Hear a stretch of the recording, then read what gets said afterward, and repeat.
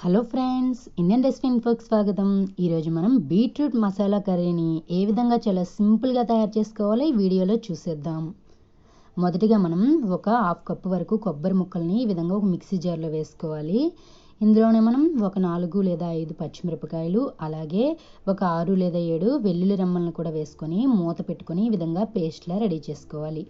ఈ పేస్ట్ని ఒక పక్కకు తీసుకోవాలి. ఇప్పుడు అదే మిక్సీ జార్లో ఉల్లిపాయలను కూడా ఒక కప్పు వరకు వేసుకొని మిక్సీ పట్టుకొని ఒక పక్కకు పెట్టుకోవాలి. ఈలోగా మనం స్టవ్ మీద ఒక కళాయి పెట్టుకుని అందులో ఒక 3 టేబుల్ స్పూన్ల వరకు ఆయిల్ని యాడ్ చేసుకోవాలి. ఆయిల్ కొద్దిగా వేడైన తర్వాత ఇందులోనే మనం జీలకర్రను కూడా వేసుకోవాలి. ఒక హాఫ్ స్పూన్ వరకు వేసుకొని ఇందులోనే మనం ఉల్లిపాయ పేస్ట్ రెడీ చేసుకున్నాం కదా, దాన్ని కూడా వేసుకోవాలి.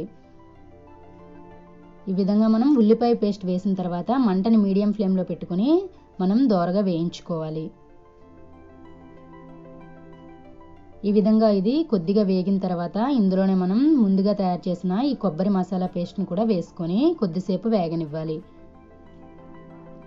ఇది కొద్దిగా వేగిన తర్వాత ఇందులోనే మనం హాఫ్ టేబుల్ స్పూన్ వరకు పసుపు, అలాగే 1 టేబుల్ స్పూన్ వరకు సాల్ట్, అలాగే హాఫ్ టేబుల్ స్పూన్ వరకు కారాన్ని కూడా యాడ్ చేసుకోవాలి. ఇందులోనే మనం హాఫ్ టేబుల్ స్పూన్ వరకు ధనియాల పొడిని కూడా యాడ్ చేసుకోవాలి.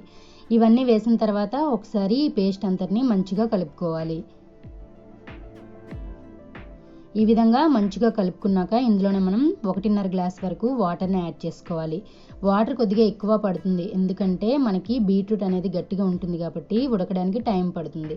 చూడండి, ఈ విధంగా మనం ఒకసారి మంచిగా కలుపుకొని ఇప్పుడే మనం కొద్దిగా ఉప్పు చూసుకోవాలి. సరిపోలేదు అనుకుంటే కొద్దిగా యాడ్ చేసుకోవాలి. ఇది మరుగుతుంది అన్న టైంలో, ఈ పేస్ట్ అంతా కొద్దిగా ఉడుకుతుంది అన్న టైంలో మనం కట్ చేసి పెట్టుకున్న ఈ బీట్రూట్ని కూడా వేసుకోవాలి. చూడండి, 1 కప్పు వరకు బీట్రూట్ని కూడా వేసుకొని చక్కగా కలుపుకోవాలి. ఈ విధంగా కలిపిన తర్వాత మూత పెట్టుకొని ఒక 20 నిమిషాల పాటు ఉడికించుకోవాలి. మధ్య మధ్యలో కలుపుతూ ఉండాలి.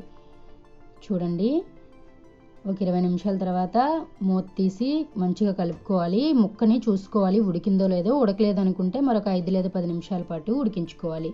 ఆఖరణ ఒక పావు టేబుల్ స్పూన్ వరకు గరం మసాలాను కూడా యాడ్ చేసుకొని కొత్తిమీరని వేసుకున్నట్లయితే మనకి ఎంతో టేస్టీగా ఉండే బీట్రూట్ మసాలా కర్రీ అనేది రెడీ అయిపోయినట్లుగా. ఫ్రెండ్స్, మీరు కూడా తప్పకుండా ట్రై చేయండి. ఎలా వచ్చిందో మాకు కామెంట్ రూపంలో తెలియచేయండి. Thank you for watching our video.